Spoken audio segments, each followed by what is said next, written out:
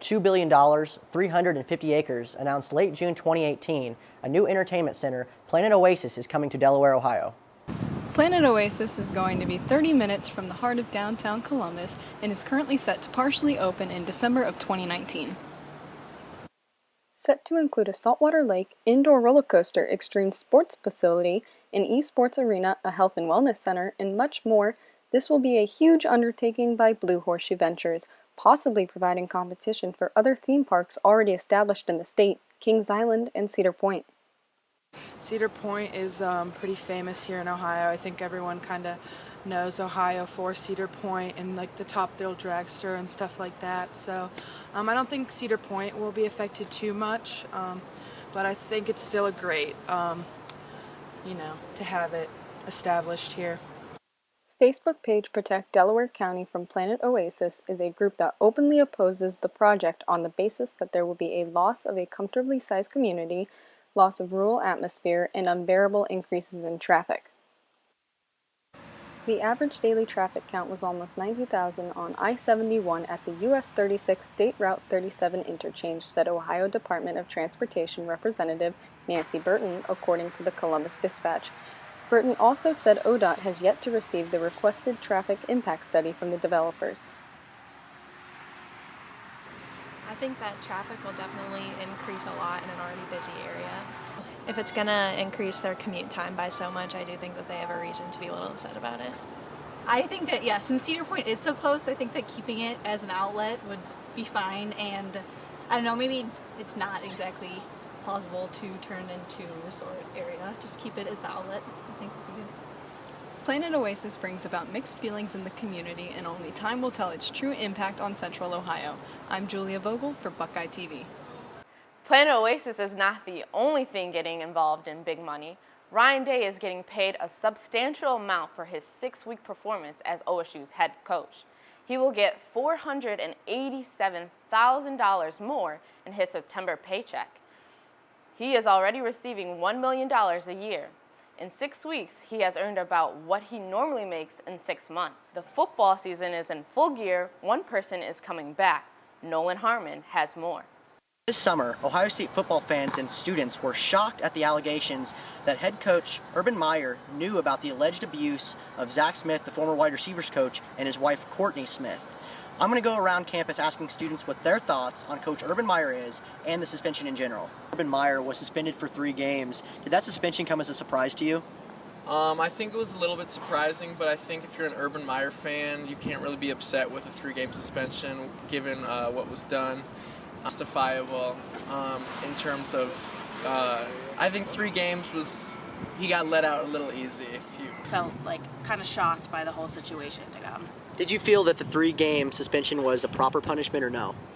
I think it was fair, definitely, because there's supposed to be a zero tolerance policy, and it was really unclear whether it was reported or not. So I think it was a fair punishment that there was something that he needed to be suspended for. Are you excited to have Coach Meyer back in 2 weeks? And also, do you expect him to have a warm welcome back in the Horseshoe? Yeah, I'm very excited. I think he's going to help out, and I think he's going to have a warm welcome. Yeah, he's our football coach, and he led us to a lot of really good games and really great championships. So, yeah, I'm really excited to have him back. So as you can see, Buckeye fans and students have differing opinions on the Urban Meyer suspension. But one thing's for sure, students and fans are also very excited to see Urban Meyer return to these very gates in just a couple weeks' time. For BuckeyeTV, I'm Nolan Harmon. Now, most people on campus aren't football players or play any sport at all, but they want to remain in shape. What can students do to stay in shape? Here's our reporter Jackie Green with more. Everyone on campus knows that the RPAC is a great place to get in shape.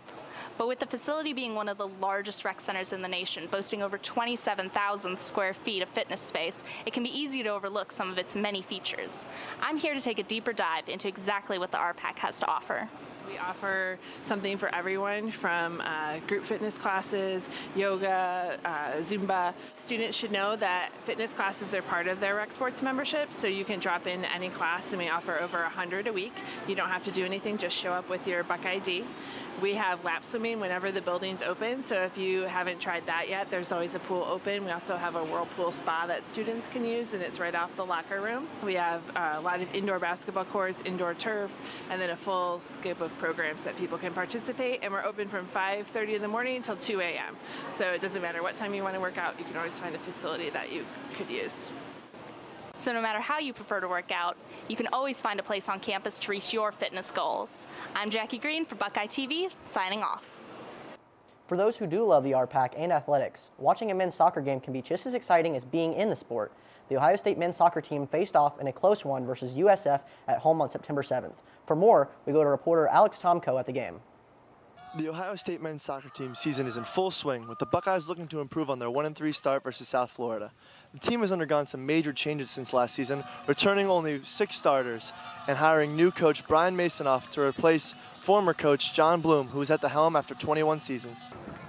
South Florida went up 1-0 in the 32nd minute of the match after a save by keeper Parker Siegfried was crossed back into the box and headed home by Bulls forward Thomas Skublock just out of the Buckeye goalie's reach. South Florida went down to 10 men seconds before halftime, with the Buckeyes looking to capitalize on the man advantage in the second half. A free kick by Michael Prosick hits the post and falls to the feet of 2 Buckeye attackers, who are both unable to put it into the empty net before the USF keeper pounces on it. The game would end a tight 1-0 loss. However, Buckeye goalkeeper Parker Siegfried remained optimistic after the game. Yeah, I mean, tonight was a good one, I think, defensively. There was a couple mental lapses that they probably should have capitalized on and one that they did. But so far this fall, we've only given up a goal a game, which is pretty good. A lot of teams don't do that. So if we can keep that going and we can start scoring some goals on the other end, then good things will happen. The Buckeyes will look to improve on their 1-4 start this season at home on Tuesday versus Bowling Green. For Buckeye TV, I'm Alex Tomko. Up next, we'll discuss sports on campus, focusing mainly on the smaller sports and discussing how iPads have started their takeover of OSU. And we'll be ending the night discussing Kaepernick's association with Nike and how important diversity is when coming together at OSU.